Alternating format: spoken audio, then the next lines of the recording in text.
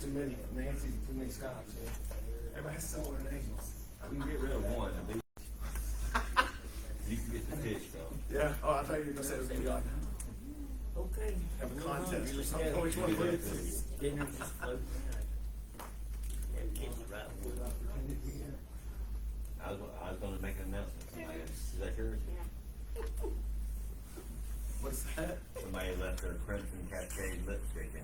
Well. That's funny. Where was it? On the floor. I don't need that there. I guess from Wednesday. Yes, I would say so from that class.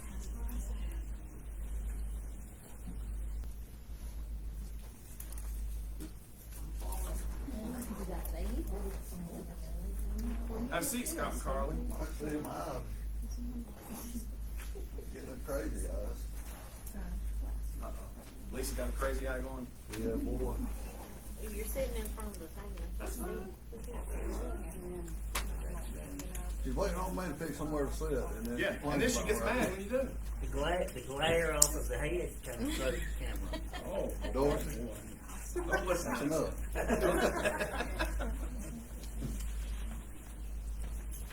Okay, go up and bring it.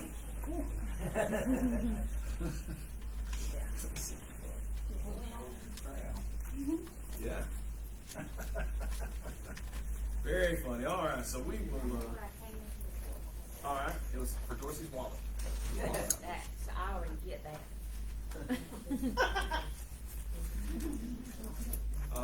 In your ESV scripture journal, we will be start at the bottom of page 14, just to be safe.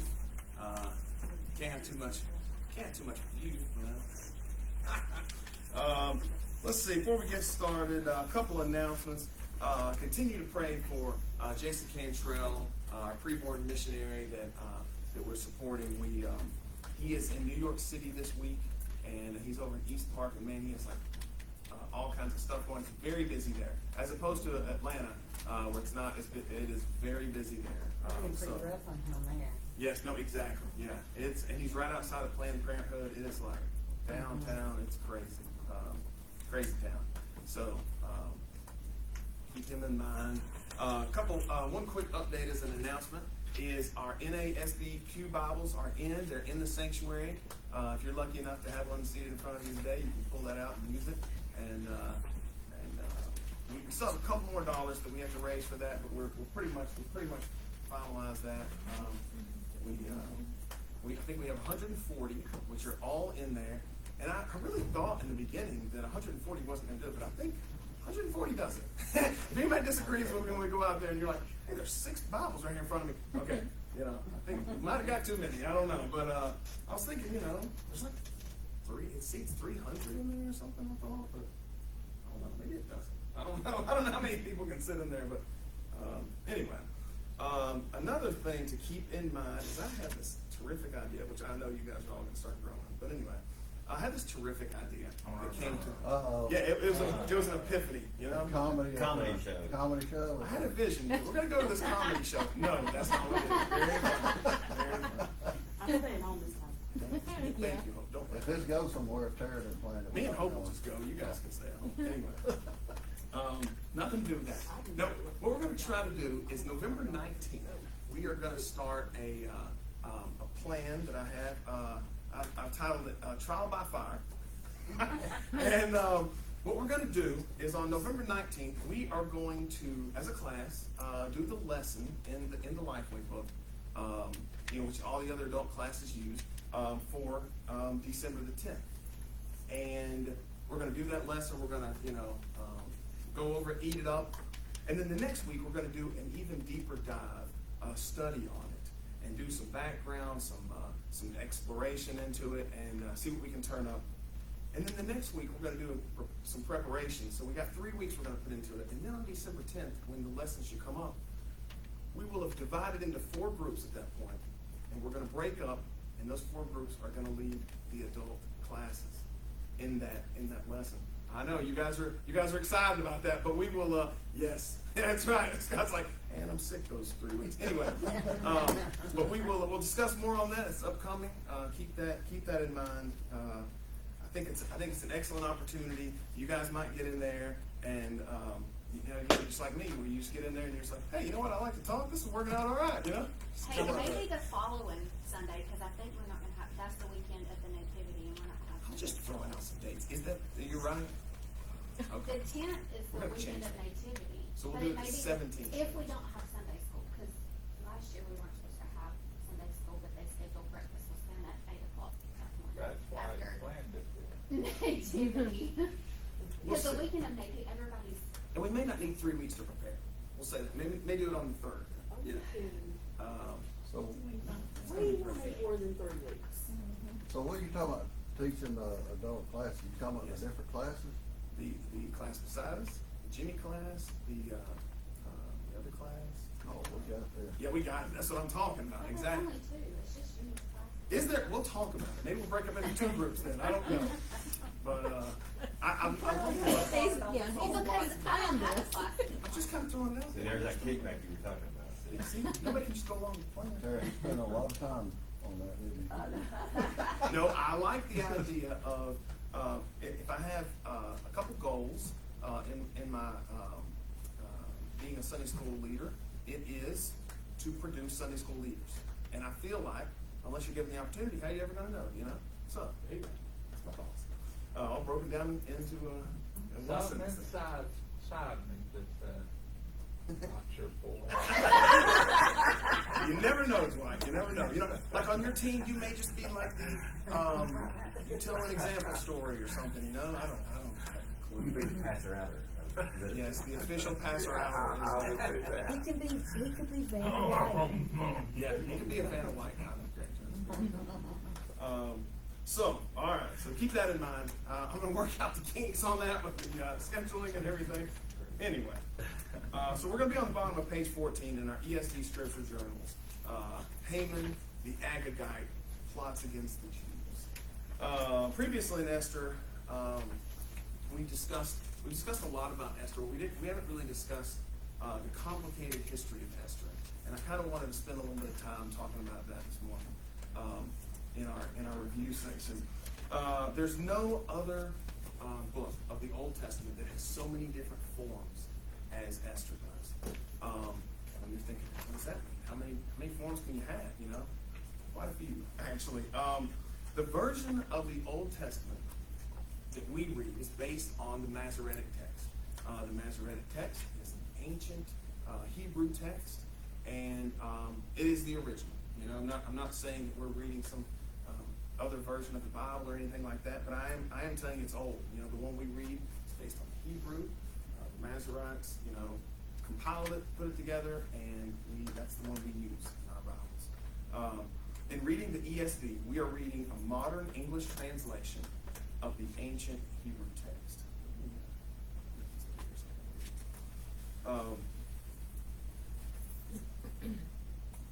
The Old Testament was originally written in Hebrew and some Aramaic. And then in 333, Alexander the Great comes, the world changes, and he takes over. And from that point on, everybody speaks Greek. It's the universal language. It's the language of trade. It's the language of commerce. And so everyone speaks Greek from that point on. And so, in it becoming the international language, they translate the Bible into Greek. Ptolemy, he assembles 70 translators, and they translate the Old Testament into Greek. And that is called the Septuagint. We've used that word a couple times. We haven't really went into it very much, but it's also called the LXX is the short name for it, which is Roman numerals for 70 from the 70 translators. So it takes the 24 books of the Old Testament, the same ones that we use, and then it has some other ones. And so Tobit, Judith, and First and Second Maccabees, and the Wisdom of Solomon, and Baruch, and the Letter of Jeremiah, and all these different books that you may have heard of. We've discussed some of them a little bit before. And then the additions to Daniel and the additions to Esther are all included in that. And there are 6 additions to Esther in total. These are what would be considered deuterocanonical literature. In addition to the Bible is a good way of looking at that. We actually, in our Protestant, our Baptist faith, we would call them the Apocrypha, is the is the most common name for them, which means truths that are hidden is a good way of putting that out there. They're used alongside the Bible. These are books in addition to the Bible, although as Protestants we don't consider them inspired. Is a good way. That's why they're not in our books. But all of the oldest manuscripts that are found all have some, if not all, of those books included. So they are important to understand. They're in the Bible many times. You know, if you were to find the oldest copy of the Bible, you know, still together, it's the Codex Vaticanus, and it's in Vatican in Rome, and it has all these editions of Esther. All the oldest books, you know, all have these editions of Esther in it. And some of these other books that I named, you know, Tobit and First and Second Maccabees, they're all in there. When you look at the Dead Sea Scrolls, the oldest, you know, touchable manuscript that we have, it has a lot of these apocryphal books in there. So they would have been taught alongside, you know, the books that we have in our Bible. Half scripture. They were taught half scripture. It's a good question. I mean, because to me, the Baptist faith, we believe the Bible is complete. Yes. What we're We do. right here. What we have right here is Yeah. what we believe as the inspired scriptures. Right. But I'll tell you this: I don't think that scholars would argue the authenticity of them. But see, we're getting uncomfortable. That's what I wanted, you know. But like, I don't know. It's a good question. We'll get to that. We'll have a question time. But I do want to go into even more controversial sections and just get you all mixed up. And before I do, I have a quick disclaimer. My opinions and interpretations are those of my own. They're not the official views of the church. He loves I do. When, here you go. Here's the statement for you. It's going to get me in trouble, I think. When Jesus quotes the Old Testament, Did Jesus? Is that what you're saying? when Jesus Oh, okay. in the New Yeah, he Testament did. speaks, when he quotes the Old Testament, when he says things like, quoting Deuteronomy 8:3, that a man does not live by bread alone, but man lives by every word that comes from the mouth of the Lord.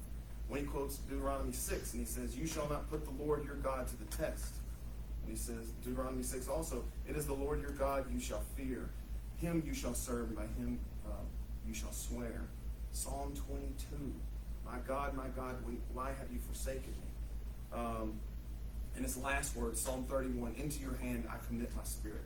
When he's quoting these, he's quoting the Septuagint version. It's very interesting to me, you know.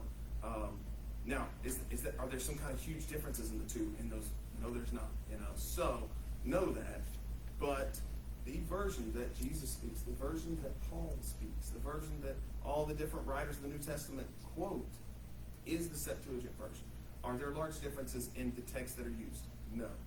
But sometimes you can see the difference. Whereas he says, you know, let everybody who's able to walk, you know, walk, and everybody who's able to hear. You know, well, let's just say that's the Hebrew version. Well, in the Septuagint it says, let everybody who can hear. You know, and that's the one he quotes. You know, so we know which one he's quoting. You know, just to give you an example. That's a kind of bad one. But anyway, he is quoting from a version of the Old Testament that we've probably never read.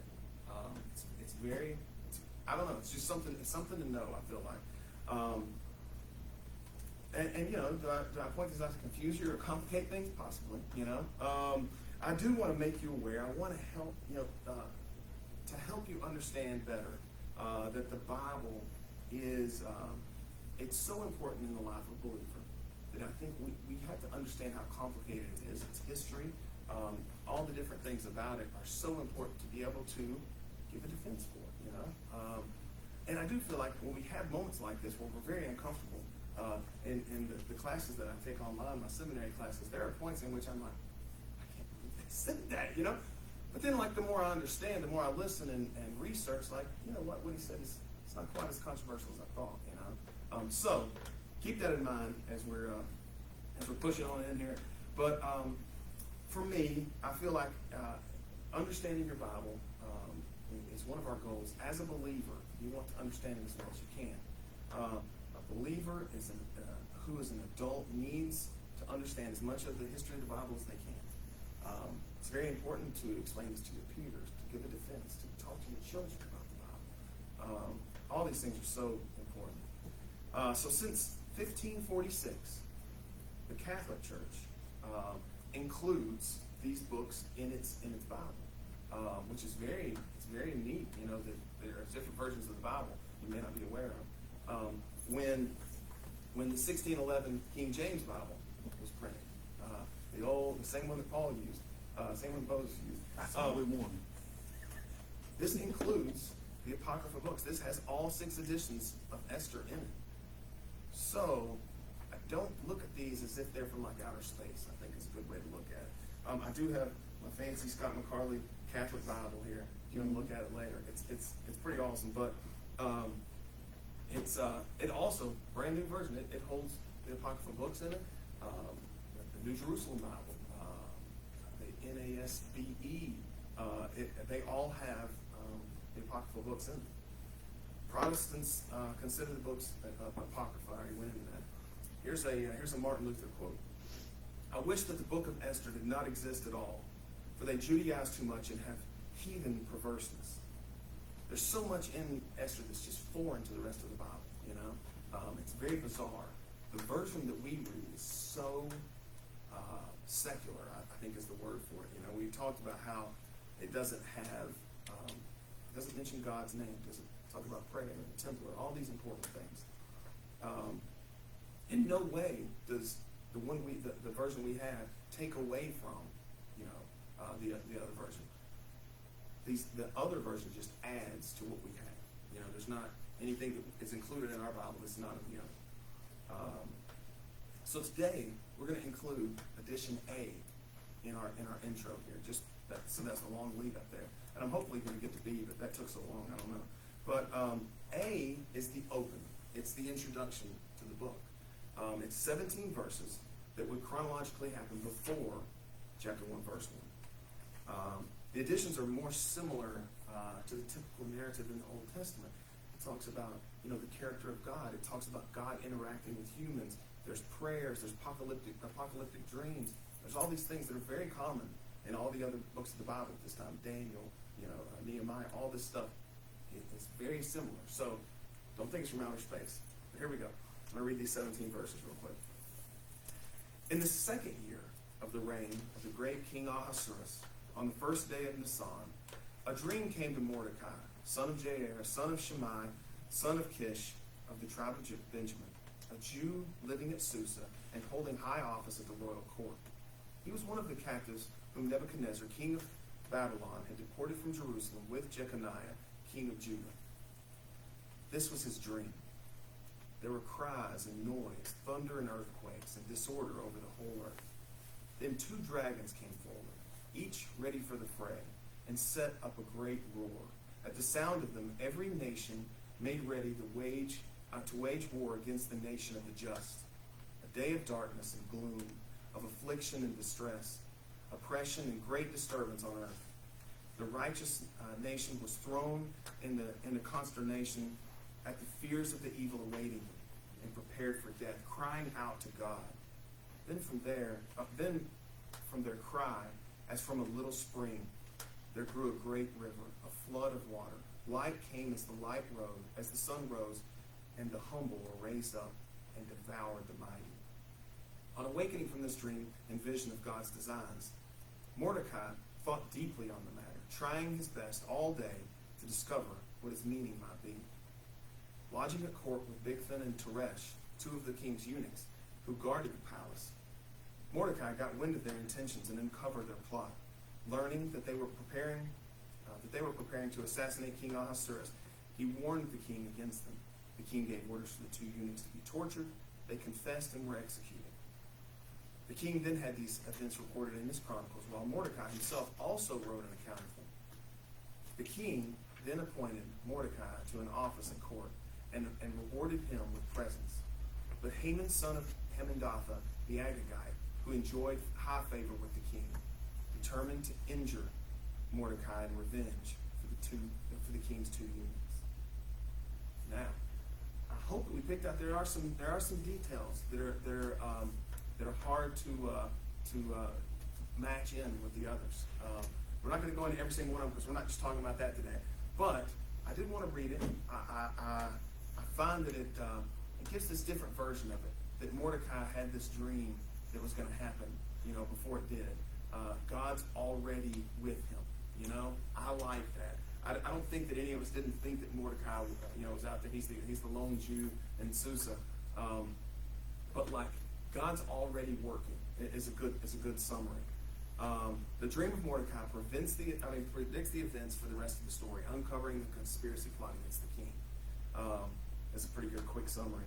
And last week we closed with Mordecai discovering the assassination plot of the two conspirators, and they were hanged for treason. Although in this version they're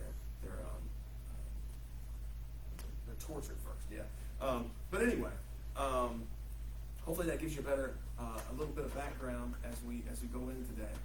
The other events that are going on in Esther's world in Susa, God is there. I think that's one good thing to take away from this. So we'll open in prayer, and then we'll get into the word. Dear Lord, we thank you this morning for challenging us, for giving us this strange scripture that we need to reconcile with. We ask that you give us time to evaluate, to just eat your word this morning. We ask that you bless our time together and challenge and change us. It's in your name we pray. Amen. All right. So it's going to start off there with Esther 3. And I know we knocked it out there last week, the beginning. But I was just going to include it. It sets it up. We did kind of read it there in the addition to Esther. But starting in verse 1, it says, After these things, King Ahasuerus promoted Haman the Agagite, the son of Hammedatha, and advanced him, and set his throne above all the officials who were with him. And all the king's servants who were at the king's gate bowed down and paid homage to Haman, for the king had so commanded concerning him. But Mordecai did not bow down or pay homage. Then the king's servants who were at the king's gate said to Mordecai, Why do you transgress the king's command? And when they spoke to him day after day, and he would not listen to them, they told Haman, in order to see whether Mordecai's words would stand, for he had told them that he was a Jew. And when Haman saw that Mordecai did not bow down or pay homage to him, Haman was filled with fury. But he disdained to lay hands on Mordecai alone. So they had made known to him the people of Mordecai. Haman sought to destroy all the Jews, the people of Mordecai. Throughout the whole kingdom of Ahasuerus, in the first month, which is the month of Nisan, in the 12th year of King Ahasuerus, they cast a pearl. That is, they cast lots before Haman day after day, and they cast it month after month until the 12th month, which is the month of Adar. Then Haman said to King Ahasuerus, There is a certain people scattered abroad and dispersed among the peoples in all the provinces of your kingdom. Their laws are different from those of every other people, and they do not keep the king's laws, so that it is not to the king's profit to tolerate them. If it please the king, let it be decreed that they be destroyed, and I will pay 10,000 talents of silver into the hands of those who have charge of the king's business, that they may put into the king's treasuries. So the king took his signet ring from his hand and gave it to Haman the Agagite, the son of Hammedatha, the enemy of the Jews. And the king said to Haman, The money is given to you, the people also, to do with it as it seems good to you.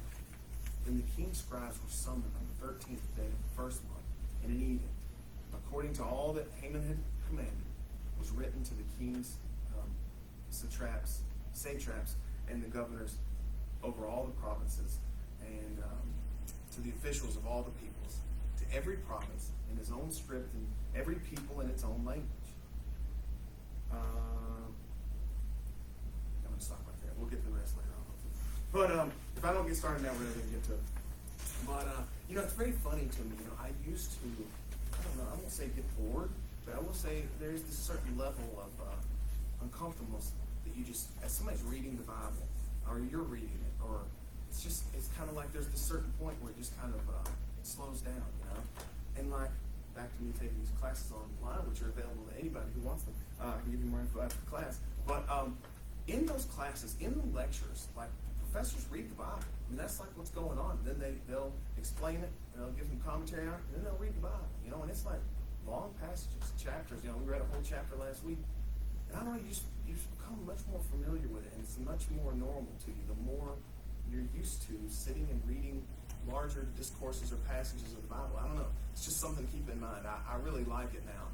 I used to just be like, this guy's going to read all of Deuteronomy 26 and 27. You know, like, man, this is going to be tough to get through. But like now, it's I don't know. My head's a little bit different now, you know. So hopefully we can continue to slow it down y'all's heads as well as I read very long passages.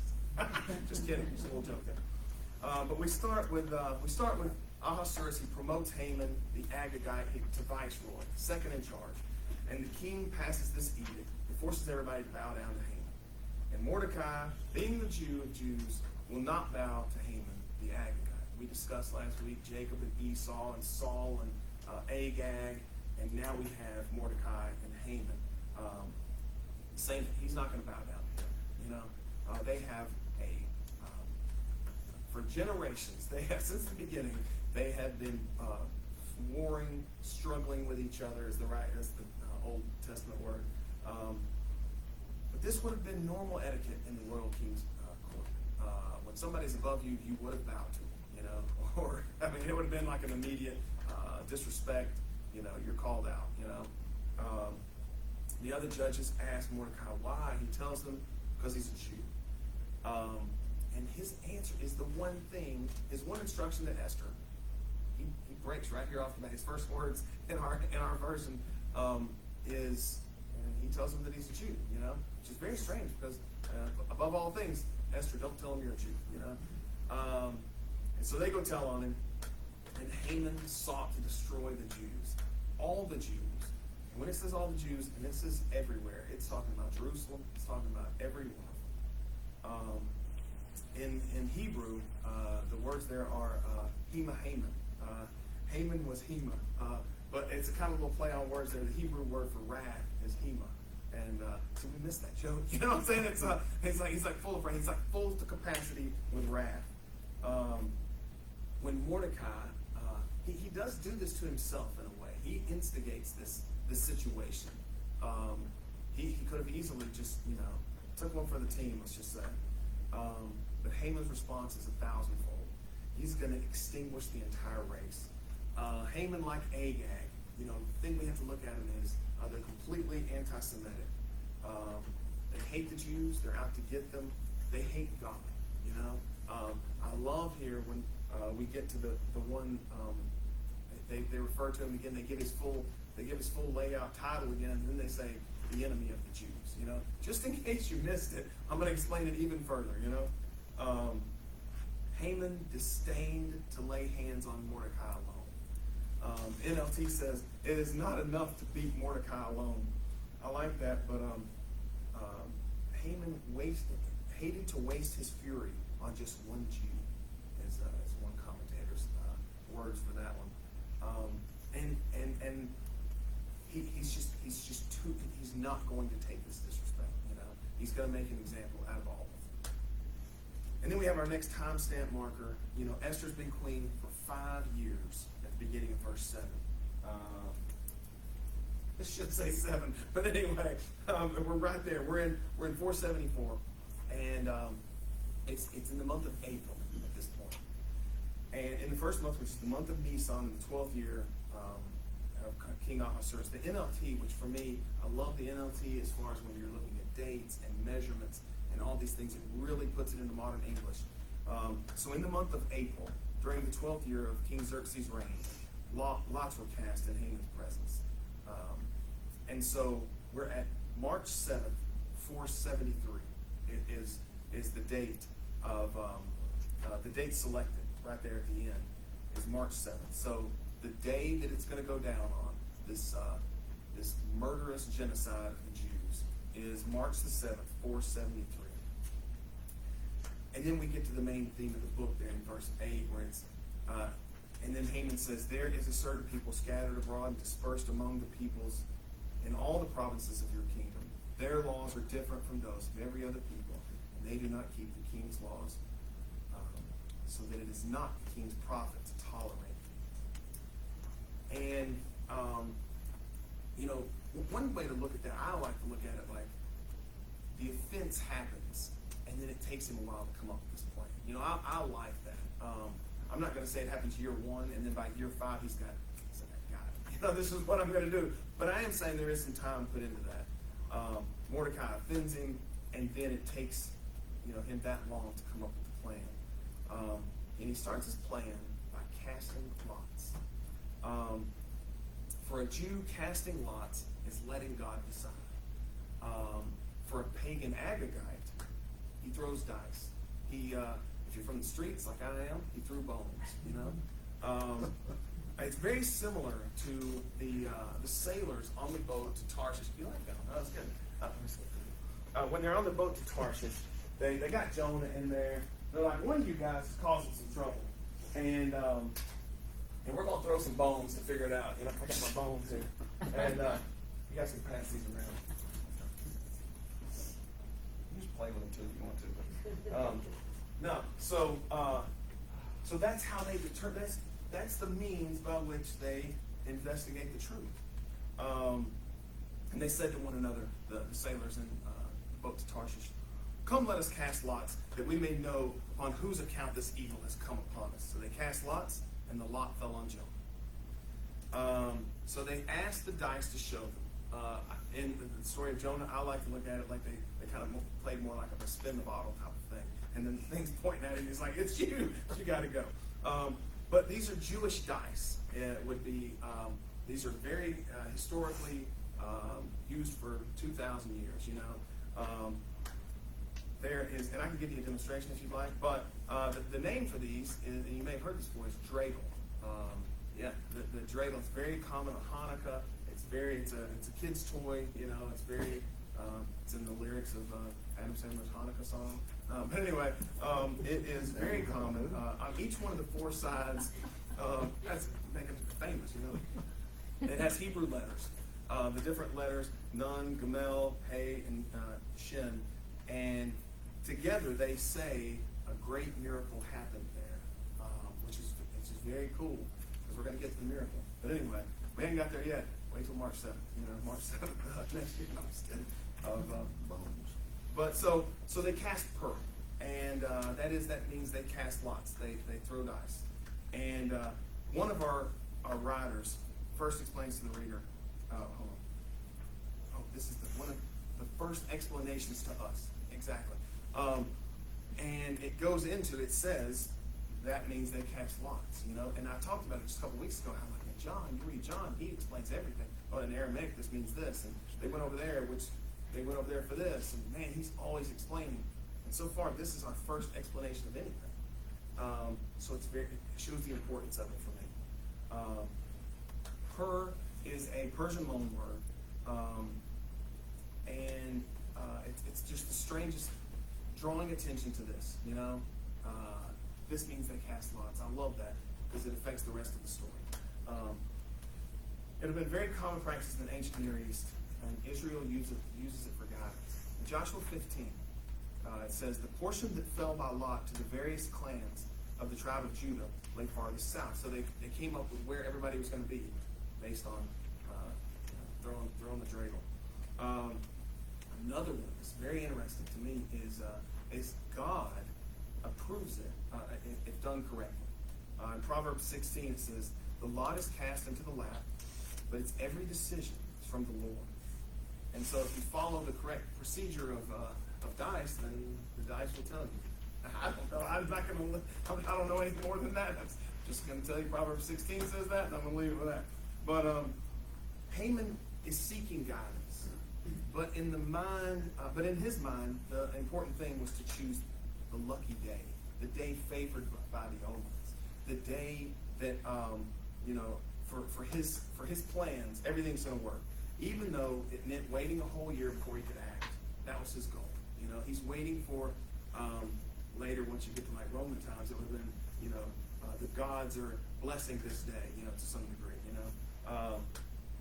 Being an Agagite, he wouldn't have said that. But anyway, March 7th, 473 is the day of destruction of the Jews. That is the upcoming day from this point on. Haman says to Ahasuerus, "This people group doesn't obey your laws.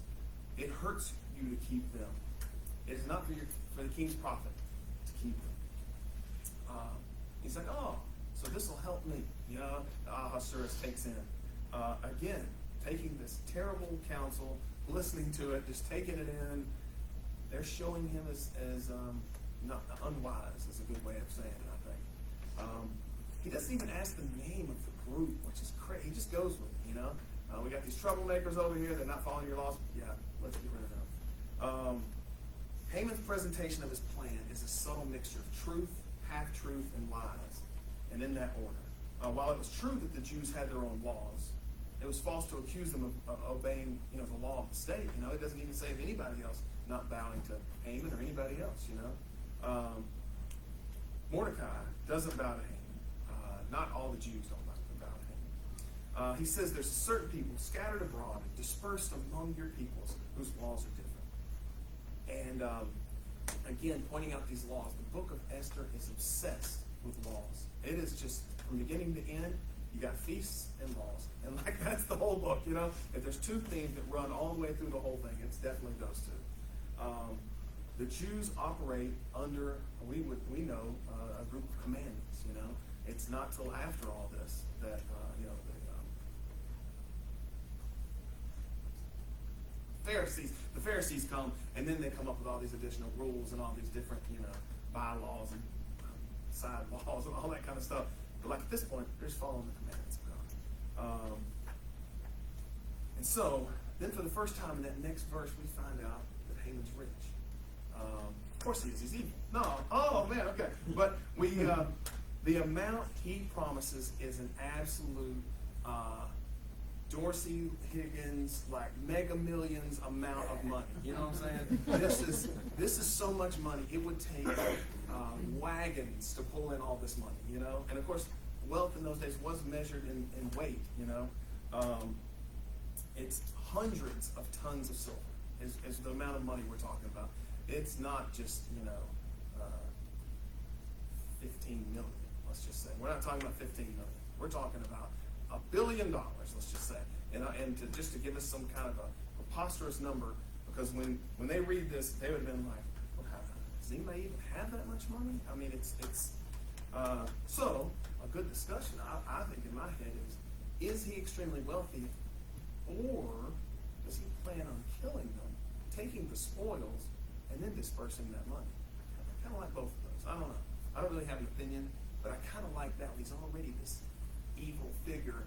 Why not go kill them, take all their stuff, and then be like, oh, here you go. Thank you for helping me kill them, you know? So, hundreds of tons of silver. So basically, Haman's plan is to persuade the king to authorize the planned massacre by this huge gift to the royal treasuries, which is virtually a bribe. So his plan is a bribe. Verse 10 says, So the king took his signet ring from his hand and gave it to Haman the Agagite, son of Hammedatha, the enemy of the Jews. He gives him this power, all power to some degree. When you've got royal authority, you are the Lisa McCarley. You are the one who holds all the chips, you know? And he said, you're not, hey, that's not an exaggeration on that. And he says, keep the silver. However much of it you need to get this done, just do it. So he's all on board. He goes with the whole thing. A strange word there for me, though, is as it seems good to you. You spend as much as it seems good to you. That's very strange to me. This money's yours. The people are yours. Whatever seems good to you. Go murder all these aliens that are among us, who I don't even know because they're so hateful towards me. Whatever seems good to you. I don't know. That's a very strange use of the word good.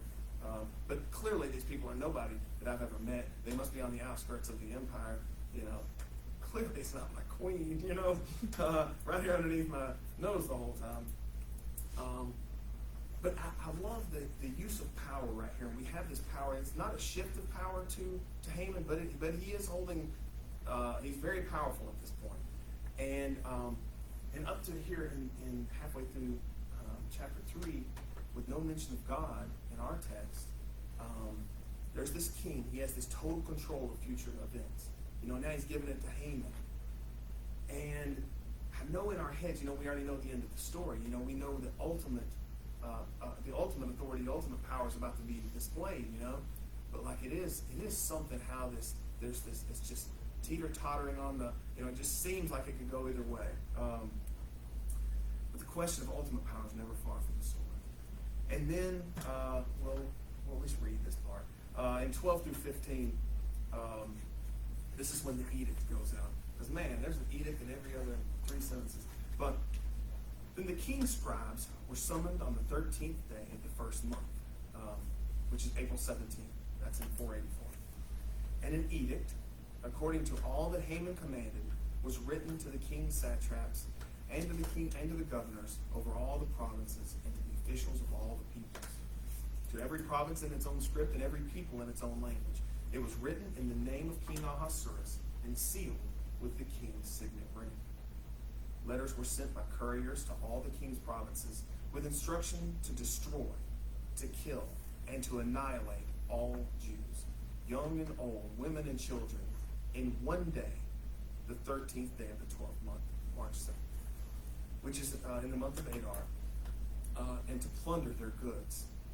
A copy of the document was to be issued as a decree in every province by proclamation to all the peoples to be ready for that day.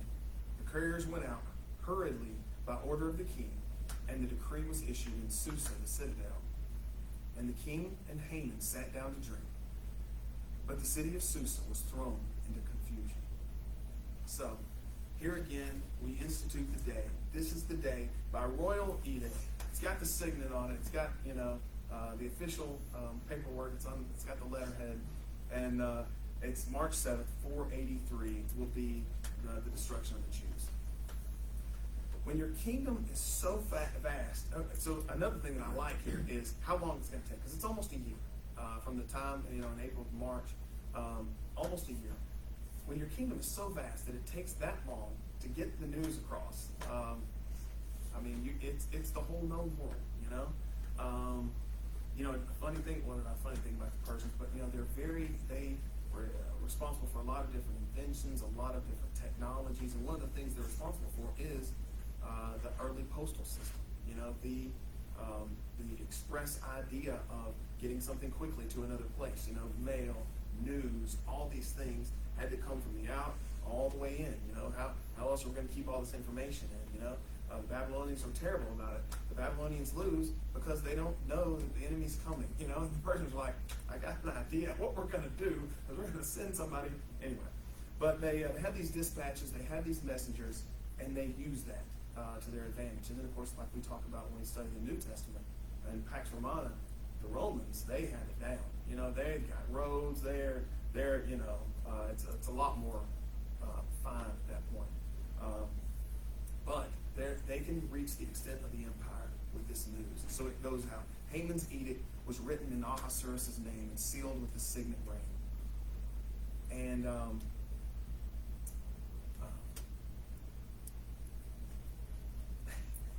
a funny thing though is, like when I read this, the first thing that comes to my mind is like, oh man, I'd like to read that. Like I don't know why they didn't include it. Like the hey, here's this plan to murder all these people letter. So lucky for us, the second addition to the book of Esther is this. It's the text. It's the text that goes out. So in closing, I'm gonna read this text.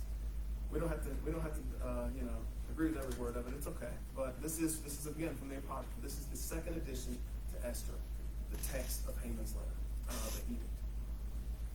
The text of the letter was as follows: The great king Ahasuerus to the governors of the 127 provinces stretching from India to Ethiopia, and to their subordinate district commissioners. Being placed in authority over many nations and ruling the whole world, I have resolved never to be carried away by the insolence of power, but always to rule with moderation and clemency, so as to assure for my subjects a life ever free from storms, and offering my kingdom the benefits of civilization and free transit from end to end, to restore that peace which all men desire.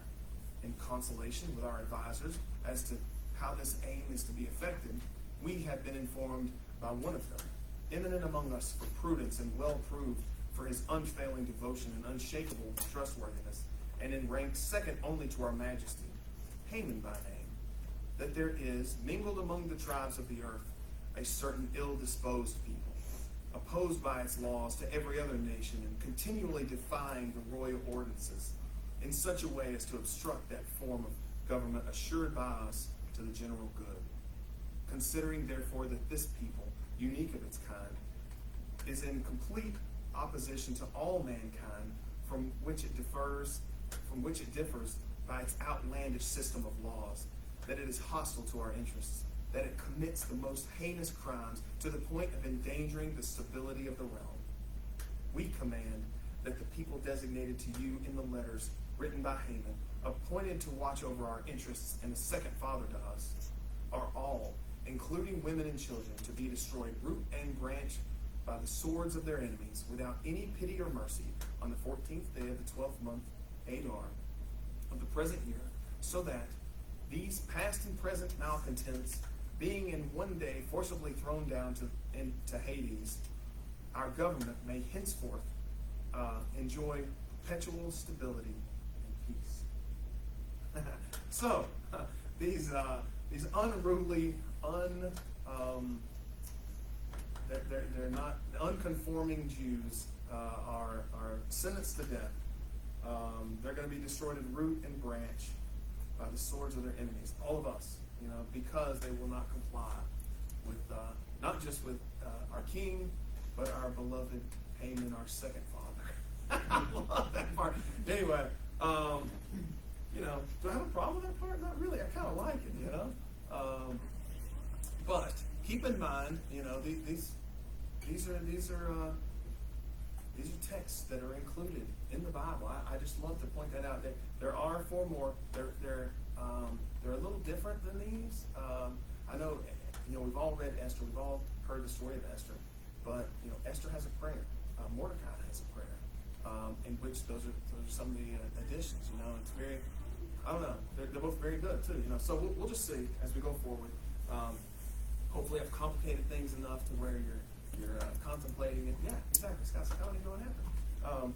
But does anybody have any comments or questions or angry outbursts about me reading from the apocryphal books this morning? Just don't tell Jeff. Christy's not here, so we're kind of safe. Just throwing that out there. I don't know if you are or not. Yeah, his sister's No. You keep saying it's text, Yes. but to me, I see text and scripture two different things. Okay. That's okay to say that. That's kind of the way I look at it. That's a funny Scripture thing. is, like we talked about before, is inspired, where text may just be old Joe's Yeah. Could be just what Martin Luther summary said. of what he. That's okay. I'm with Yeah. that. But it's I am not. kind of using it in that way. I don't disagree. I apologize to Scott McCarley because I was calling him out as the lone previous Catholic, but then I forgot Leanne's in here. Leanne, gotcha. Yeah, so we got two Catholics in here who used to read the additions to Esther. Throwing that out. Yeah. But for me, it is an addition to. But I will say, in all studying of the Old Testament as a whole, to understand the truths, you can understand the Jews by understanding the apocryphal books. They are, written by Jews. They are ancient. They are talking about the life and the history of the Jews, especially First and Second Maccabees. They're very.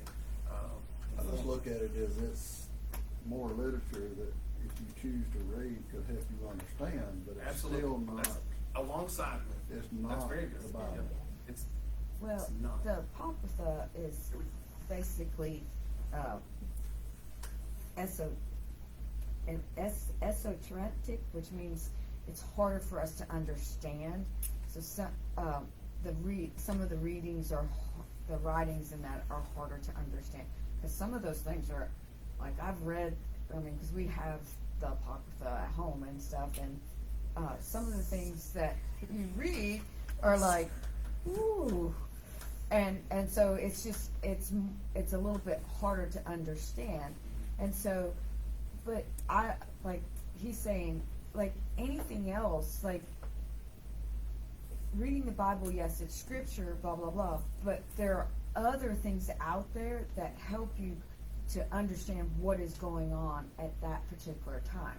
Like, we'll personally say, like, I tell my kids, I said, do we read the Bible? Yes, to understand how God did things. Is it a science textbook? By no means, no. But does it show that God had involvement in this world? Well, my gosh, yes, you know. Right.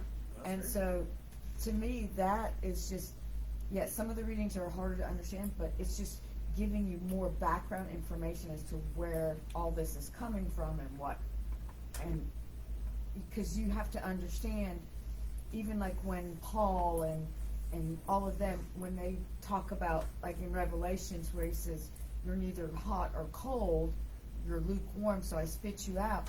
Well, if you understand where that church is, they have hot springs and cold streams. Those waters merge together, so it makes lukewarm water. And so he's using that geography for those people who live there at that time, for them to understand what he's talking to them about. So, and so we have to take other, I guess, text or information for us to be able to understand what is happening in that period of time that I wasn't there.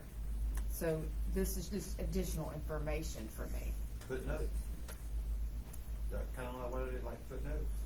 I don't look at it like footnotes. Kinda like Yeah, comments. it's just I'll just additional text for you peel a Band-Aid to off. get Yeah. more of an understanding of what's going on, who's doing what's happening, why this is happening, and for you to understand God's, because truthfully, every time you pick up the Bible and you read it, you understand God's word. Like, you may read this story 1,000 times, and then the next time you read it, something different comes out to you, and you, oh, I didn't think about it that way, or God, that, you know. And so and we have to understand God's word and our word, like his thoughts and our thoughts, completely two different levels. Like, we just don't get all the things he thinks and says and does, and you're just like, I don't get it, God. So, and we have to realize that he's way up here and we're way down there. So, Yeah, no, it's very interesting. For me, my own views of do I accept the apocryphal books or canonical books, as inspired or written alongside with God, half God, half man, that kind of, I don't, I find them problematic when including them in the text, and there's too many conflictions for me. Does that, I think that's a nice way of saying it, I think. But I like a lot of stuff that it includes. I feel like a lot of things that it includes, and it's old.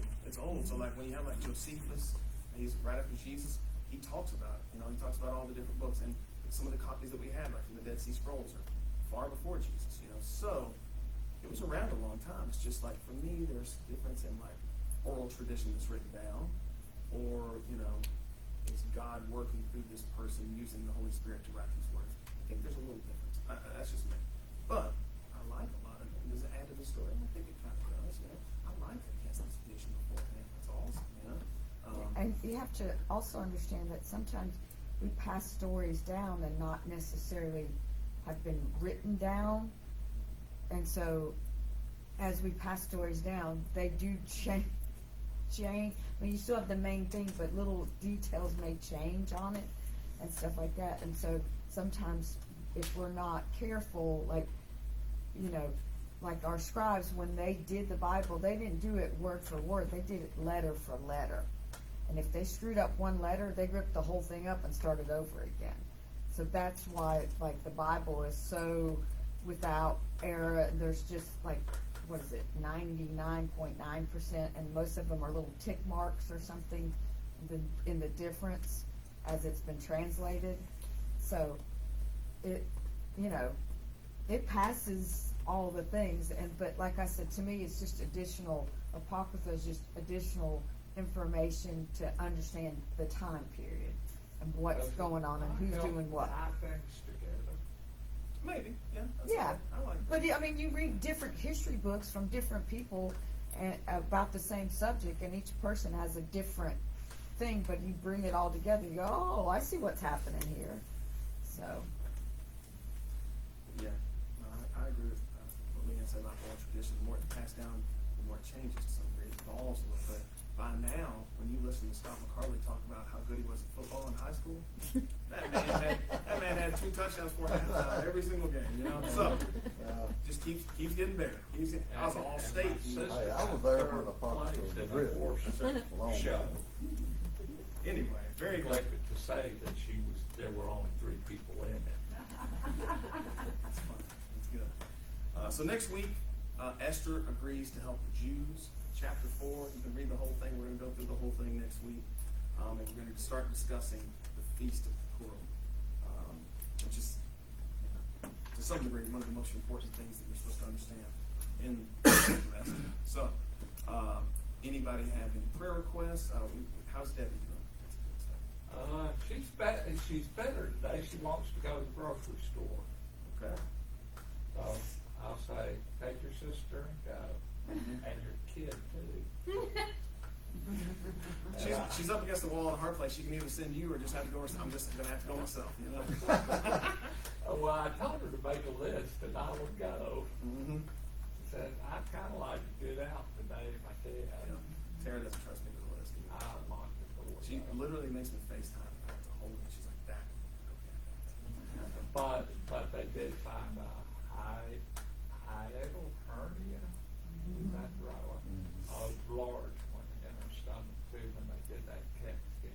So they're gonna have to address that at some point. But it is our convenience, I hope, a little bit. Unless something drastic happens. Remember Jonathan, he's doing his transfer to Norfolk to Transfer her daddy, to where? Norfolk. Okay, Virginia.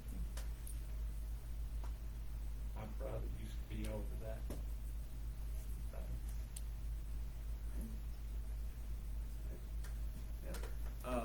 Very good. All right. I'm sure we all have other prayers that are unspoken. We'll include those as well.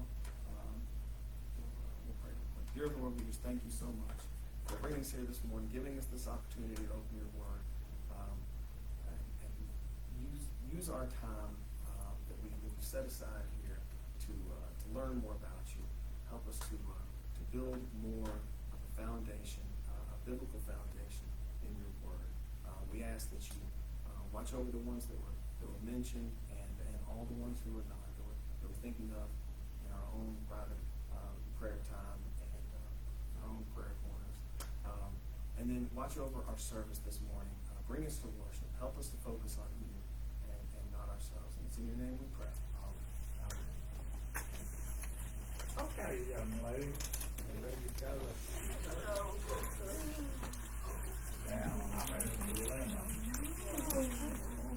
If there's a bunch of children in church, I need to go up to children's church. Will you be okay in church?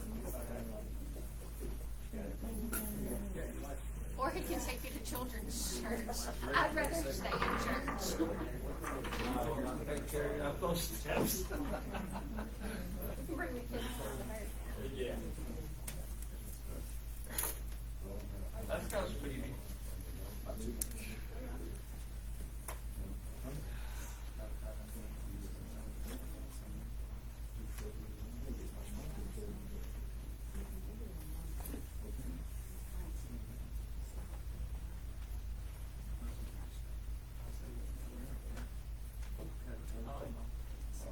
Did you want to ask questions about Hey, Al Bundy was a high school football star. You're talking about Lillard. Yeah, you're in a whole other category with that. I'm going to tell you, I'm going to have to take more than 3 minutes to talk about that. So we'll discuss that though. Yeah, no, that's very good. Very good to bring that up.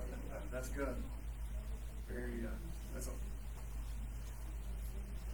Oh, gosh, Tara, who's talking?